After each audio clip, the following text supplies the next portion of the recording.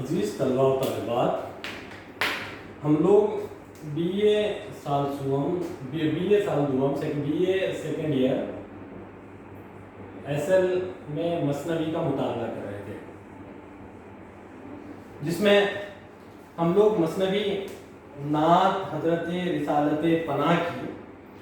دیکھ رہے تھے، جس کے چند اشعار کا ہم نے مطالعہ کیا۔ دوبارہ اس طرف آتے ہیں، ہم نے اس کا خلاصہ یا اس مثنوی سے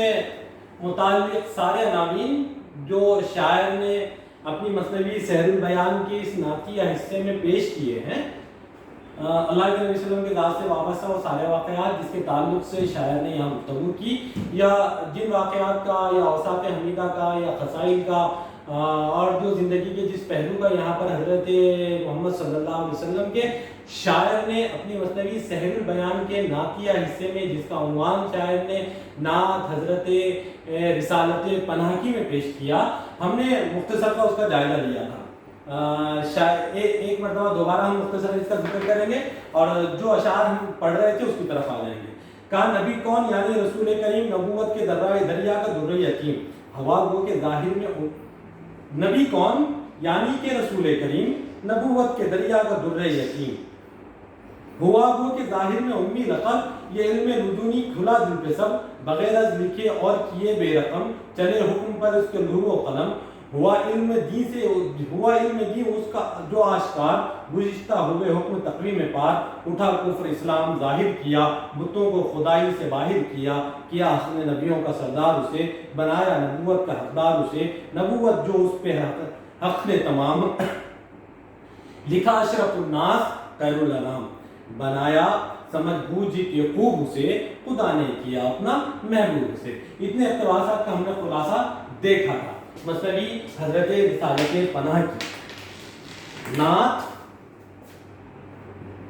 حضرت رسالت پناہ کی۔ اس نعت میں ہم نے دیکھا کہ شاعر نے اس میں اللہ کے نبی صلی اللہ علیہ وسلم کا تعارف پیش کیا کہ نبی کون، ایسا نبی کون، وہ شخصیت ایسا نبی جو در یتیم تھا نبوت کے ذریعے، جس کے پیدائش سے پہلے والد کا انتقال ہو گیا، بعد میں والدہ کا انتقال ہو گیا، یتیمی کی زندگی گزاری، اور ایک ایسا شخص جو ان پڑھ تھا لیکن اللہ نے اس پہ علم لدنی تک کو کھول دیا، جس کے ساتھ اور بغیر لکھے اور کیے بے رقم چلے حکم پر اس کے لوح و قلم، اور ایسا شخص تھا نہ لکھنا جانتا تھا نہ پڑھنا جانتا تھا، لیکن اللہ نے اس شخصیت کے حوالے سے ساری کائنات کی تقدیریں لکھی ہے، لوح و قلم اللہ کے نبی صلی اللہ علیہ وسلم کے حوالے سے لکھا ہے، اور کہہ رہے ہیں کہ ہوا علم دین اس کا جو آشکار، گزشتہ ہوئے حکم تقویم پار، کہ جب اللہ نے اللہ کے نبی صلی اللہ علیہ وسلم کو مبعوث فرمایا، نبوت دی، ایک نئی شریعت دی، نئی شریعت کے بعد اللہ کے نبی صلی اللہ علیہ وسلم سے پہلے جتنی بھی شریعت تھی، جتنے بھی انبیاء آئے ان کے احکام کو منسوخ کیا اور ایک شریعت کو نافذ کیا قیامت تک کہ وہ حضرت محمد صلی اللہ علیہ وسلم کی شریعت محمدی، اور کا اٹھا کفر اسلام ظاہر کیا، بتوں کو خدائی سے باہر کیا، اور جب اللہ کے نبی صلی اللہ علیہ وسلم تشریف لائے ہیں، مکہ میں مبعوث ہوئے اور اسلام کی دعوت دی، قل هو اللہ قل لا الہ الا اللہ تفلحین کا نعرہ لگایا، تو اللہ نے اللہ کے نبی صلی اللہ علیہ وسلم کے ذریعے سے کفر کو ختم کیا اور اسلام کا بول بالا کیا، اور محمد صلی اللہ علیہ وسلم کے ہاتھوں سے بتوں کو خدائی سے باہر کیا، اور کعبۃ اللہ کے اندر جو بت رکھے ہوئے 360 فتح مکہ کے بعد اللہ کے نبی صلی اللہ علیہ وسلم نے ان بتوں کو، ہم نے اس کا تفصیلی دیکھا ہے، اور یہ کیا حق نے نبیوں کا سردار اسے، بنایا نبوت کا حقدار اسے، اور کہہ رہے ہیں کہ محمد صلی اللہ علیہ وسلم کو اللہ نے نبیوں کا سردار بنایا اور نبوت کی تکمیل کا حقدار بنایا ہے، نبوت جو اس پہ حق نے تمام، لکھا اشرف الناس ہے، اور اللہ کے نبی صلی اللہ علیہ وسلم پر اللہ نے نبوت کو ختم کیا، تمام کی، اور اشرف الناس یعنی انسانیت میں سب سے زیادہ اشرف، سب سے زیادہ معتبر، سب سے زیادہ معظم، سب سے زیادہ اعلیٰ، سب سے زیادہ بعد از خدا بزرگ بس قصہ مختصر اشرف الناس خیر الانام جیسے القابات سے نواز کر زمین پر سب سے معتبر شخصیت، اپنا خلیفہ، اپنا نبی، اپنا محبوب ہمارے درمیان بھیجا، اور کہہ رہے نبوت جو کہ اس پہ حق نے تمام، لکھا اشرف الناس خیر الانام، بنایا سمجھ بوجھ کے خوب اسے، خدا نے کیا اپنا محبوب اسے، اور کہہ رہے ہیں کہ اللہ نے اللہ کے نبی صلی اللہ علیہ وسلم کی ظاہری اور باطنی دونوں تخلیقات ان الاحسان عطیہ حسن تقویم کی معراج پہ لے کر تقویم کی، اور اس کے بعد اپنی محبوبیت سے نوازا۔ محبوبیت کون سی؟ کہ عرش معلیٰ پر معراج میں بلا کر راز و نیاز کی بات کی، اپنی دوستی اور اپنی محبت کا اظہار کیا، اپنا محبوب بنایا، محب اللہ محبوب محمد صلی اللہ علیہ وسلم، یہ اللہ نے محبوبیت دی۔ اور اگلے اشعار میں جو ہم مطالعہ کر رہے تھے، اس کے 2 اشعار ہم نے پڑھے تھے، اب اس کے آگے ہم دیکھتے ہیں۔ کروں اس کے رتبے کا کیا میں بیان، کھڑے ہو جہاں بان سب مرسلان۔ پہلے اللہ کے وسلم کے اوصاف، ان کی نبوت کا ذکر کر کے کہہ رہے ہیں کہ اللہ کے نبی صلی اللہ محمد صلی اللہ علیہ وسلم کا رتبہ مقام کتنا بڑا ہے، اس کا میں کیسے بیان کروں۔ ان کے مقام و مرتبے کا بیان میں بیان نہیں کر سکتا، سب سے واضح ہے۔ اور بس اتنا کہہ سکتا ہوں کہ اللہ نے تمام رسولوں کا اللہ کے نبی صلی اللہ علیہ وسلم کو امام بنایا، سردار بنایا۔ اس کے واقعے کے یہ معراج کے اس واقعے کی طرف ذکر ہے جہاں پر اللہ کے نبی صلی اللہ علیہ وسلم کو مکہ سے جس میں قرآن کہہ رہا ہے کہ اسرا بیدہ لیلا من المسجد الحرام، کہ پاک ہے وہ ذات جس نے راتوں رات محمد صلی اللہ علیہ وسلم کو مسجد حرام سے بیت المقدس لے کے سفر پر لے کر گئی، اسرا کے رات کے سفر پر، جو بیت المقدس میں جہاں پر اللہ کے نبی صلی اللہ علیہ وسلم نے تمام انبیاء کی امامت کی، تمام رسولوں کی امامت کی۔ شاعر نے اس طرف ذکر کیا کہ کروں اس کے رتبے کا کیا میں بیان، کھڑے ہو جہاں باندھ سب مرسلان۔ جب بیت المقدس میں گئے اور جب اللہ کے نبی صلی اللہ علیہ وسلم تمام آسمانوں کا سفر کرتے ہوئے معراج کو گئے تو بیت المقدس میں تمام انبیاء کی امامت کی، اور پہلے دوسرے تیسرے آسمان پر حضرت عیسیٰ، حضرت موسیٰ، حضرت ہارون، حضرت ابراہیم، حضرت داؤد اور حضرت ادریس، ایسے کئی انبیاء سے رسولوں سے اللہ کے وسلم کی ملاقات ہوئی۔ کہہ رہے ہیں کہ اللہ کے نبی صلی اللہ علیہ وسلم کے استقبال کے لیے تمام رسول کھڑے ہوتے ہیں ہاتھ باندھ کے، اتنا بڑا میرے رسول کا مرتبہ۔ مسیح اس کے قدگاہ کا پارا دوز، تجلی طور اس کے مشعل فروغ۔ کہہ رہے ہیں کہ حضرت عیسیٰ مسیح حضرت عیسیٰ علیہ السلام کا لقب، مسیح حضرت عیسیٰ علیہ السلام کا لقب ہے۔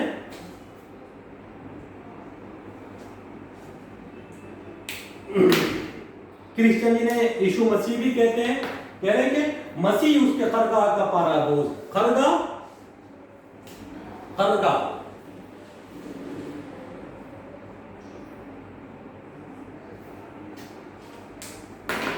کہتے ہیں خیمے کو،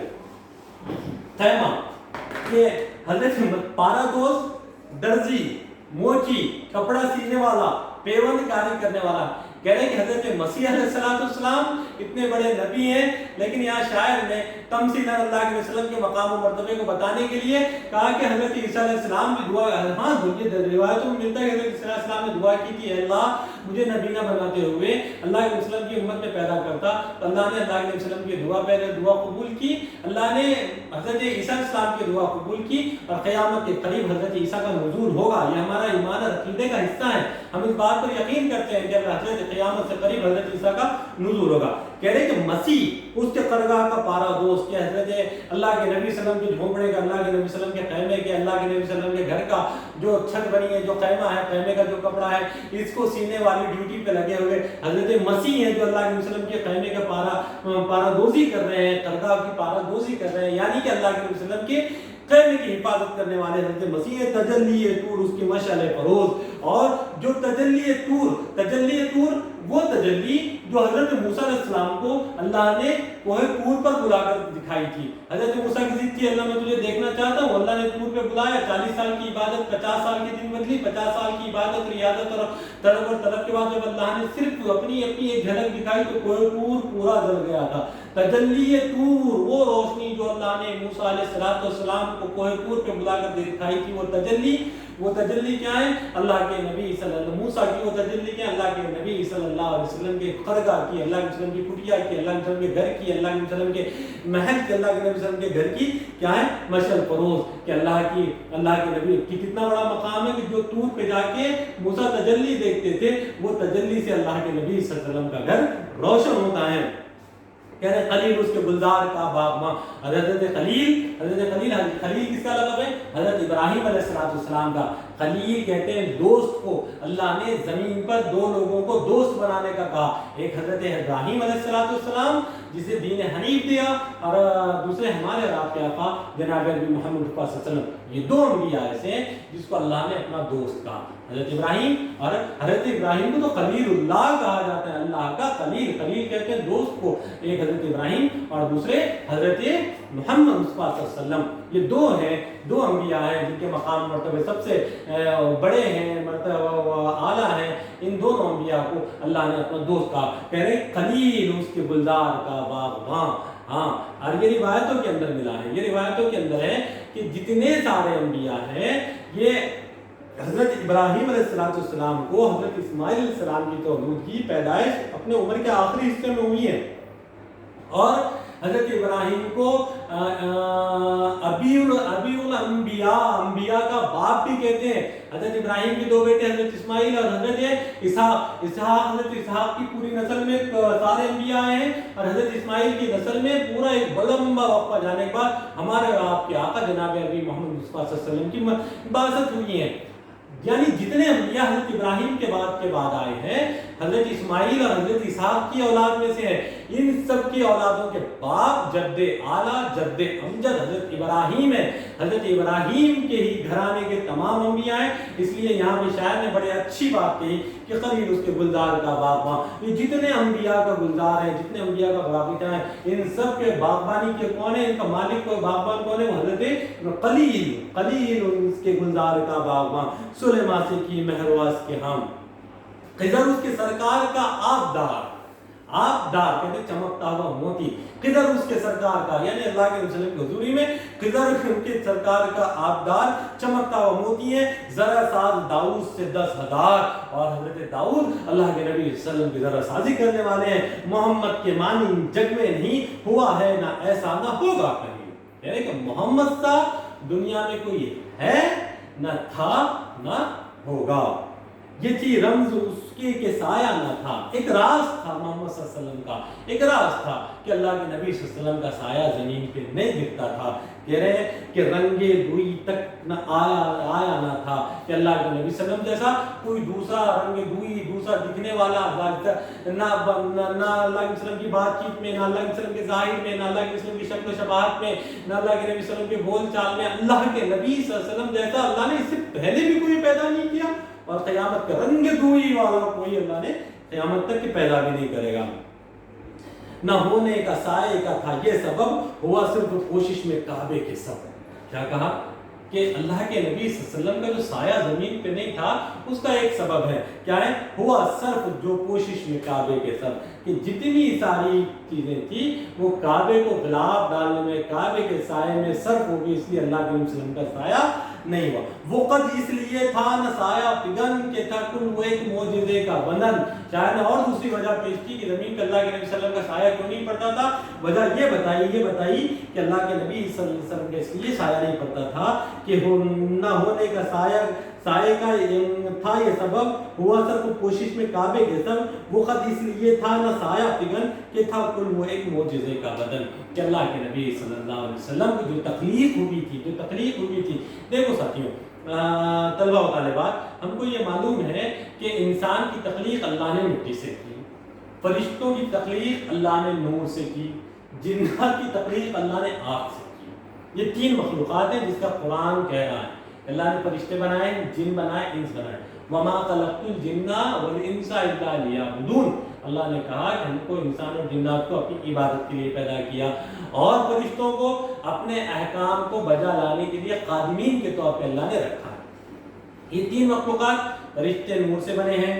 हम इंसान मिट्टी से बने हैं, और जिन्नात आग से बने हैं। ये तफसील है और तफसीलात इस पे जाएगी, लेकिन यहाँ मौज़ूए बहस नहीं है। क्या शायर कह रहा है कि वो कद इसलिए था न साया पिगन के था कुल वो एक मोजिज़े का बनन, कि अल्लाह के नबी सल्लल्लाहु अलैहि वसल्लम की तख्लीक, अल्लाह के नबी सल्लल्लाहु अलैहि वसल्लम का साया इस वजह से भी नहीं पड़ता था ज़मीन पे कि वो एक मोजिज़ा थे ज़मीन के ऊपर। अल्लाह ने इनके जिस्म को मोजिज़ा बनाकर ज़मीन पर भेजा था। मैंने इससे पहले अल्लाह के वसल्लम की शबाहत के ताल्लुक से कहा था कि अल्लाह के वसल्लम की शबाहत ऐसी थी कि हज़रत आयशा कहती मैं 14वीं के चाँद को कभी देखती, कभी अल्लाह के वसल्लम को देखती। चाँद में धब्बा नजर आ जाता, अल्लाह के नबी सल्लल्लाहु अलैहि वसल्लम नजर में नहीं आता। दूसरी एक बात ये कहती कि किसी से साहबिया ने अगर अल्लाह के हज़रत आयशा से पूछा कि अल्लाह के आयशा मोहम्मद सल्लल्लाहु अलैहि वसल्लम की ज़िंदगी कैसी थी, हज़रत आयशा ने कहा कि क्या तुमने कुरान नहीं पढ़ा? जो कुरान थी वो अल्लाह के वसल्लम की ज़िंदगी थी, और कुरान अल्लाह का सबसे बड़ा मौजूदा, क़यामत तक के सबसे बड़ा जिंदा जावी मौजूदा कुरान है। जब कुरान मौजूदा तो अल्लाह के वसल्लम की ज़िंदगी मौजूदा। शायर ने कहा कि वो मौजूदे का बदन था।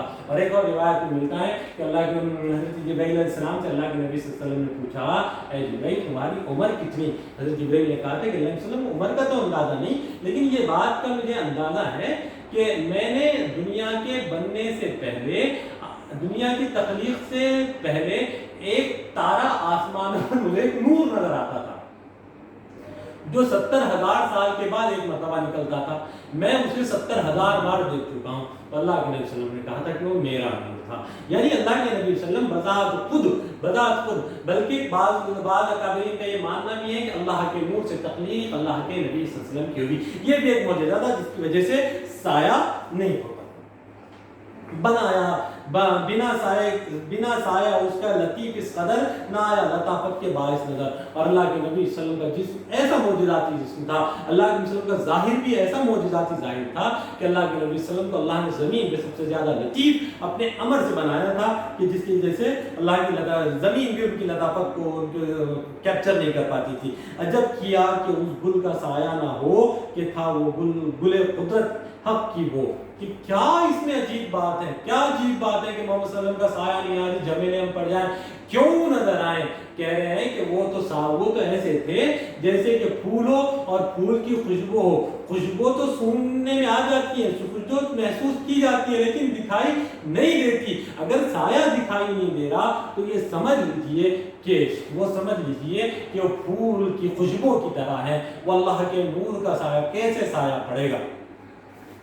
اور کہہ رہے ہیں خوش آیا نہ سائے کے ہونا جدا، اسی نور حق کے رہا زیر پا، اور کہ جیسے ہی اللہ نے اس سائے کو، اس نور کو اپنے سے جدا کیا، پھر ملاقات کے لیے معراج میں آسمانوں پر بلا لیا، وہ ہوتا زمین گیر کیا فرش پر، قدم اس کے سائے کا تھا عرش پر، کہ وہ ایسا سایہ تھا کہ جب وہ محمد صلی اللہ علیہ وسلم کا مقام و مرتبہ وہ ہیں، وہ کہیں وہ ہوتا زمین گیر کیا فرش پر، کہ وہ زمین پہ رہنے والے ہی کب تھے، ان کا تعلق تو آسمانوں سے تھا، اللہ سے تھا، اللہ کی ذات سے تھا، بالمشافہ ڈائریکٹ اللہ کی ذات سے تھا، اس لیے نہ ہونے کا سائے وہ ہوتا زمین گیر کیا فرش پر، قدم اس کا سائے کے تھا عرش پر۔ معراج کے واقعے کو بہت خوبصورت سے کہا کہ جس کا سفر تحت الثرى سے لے کر سدرۃ المنتہا تک ہوتا رہے، جس کا تعلق زمین سے لے کر اللہ تک ہو، اس کا سائے کا اور اس کی فکر ہی بے جائے، نہ ہونے کے سائے کی ایک وجہ اور مجھے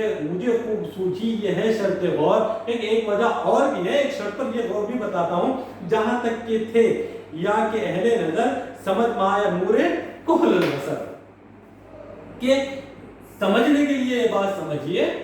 ایک وجہ یہ بھی بتا رہے کہ میرے ایک شرط پر میری عقل میں جو وجہ ہے یہ بتا رہے کہ یہ ہے جہاں تک کہ تھے یہاں کے اہل نظر، زمین پر جتنے اہل نظر تھے، جو جتنی باتیں کر سکتے تھے، جو جتنی باریک بھی لوگ تھے، جتنے فلاسفہ تھے، علماء تھے، یہ سب لوگوں کی بات یہ تھی کہ کوئی یہ بتائے سمجھ میں آیا ہے نور، کہ روشنی کا مایا کحل البصر، یعنی کوئی بتا سکتا ہے آنکھ تو سب کو، آنکھ کی روشنی کسی کو نظر آتی ہے کیا؟ جس طریقے سے آنکھ دیکھنے کی طاقت رکھتی ہے لیکن آنکھ کے اندر جو دیکھنے والی صفت روشنی کی ہے وہ کسی کو نظر نہیں آتی۔ کحل البصر، آنکھ میں پہنا ہوا سرما کسی کے نظر نہیں آتا، سرما تو ہوتا ہے لیکن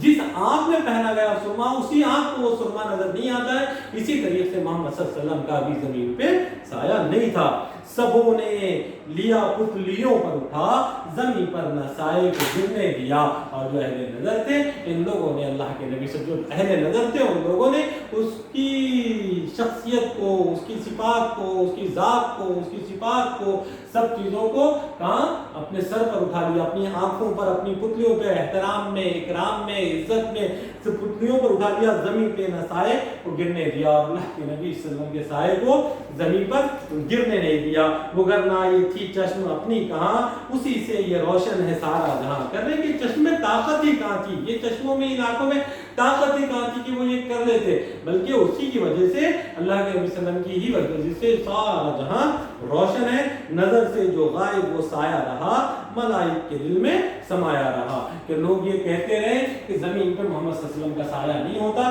لیکن سایہ یہ فرشتوں کے دلوں میں سمایا ہوا تھا۔ یہ زمین کی سب سے پاک اور محبوب اور مقرب مخلوقات کے اندر اپنا سکہ جمائے ہوئے تھا۔ ایسی شخصیت، ایسی مکرم اور محترم شخصیت، نبی پاک صلی اللہ علیہ وسلم جیسی شخصیت اللہ نے ہم کو دی اور ہم کو ان کے امتی میں پیدا کیا۔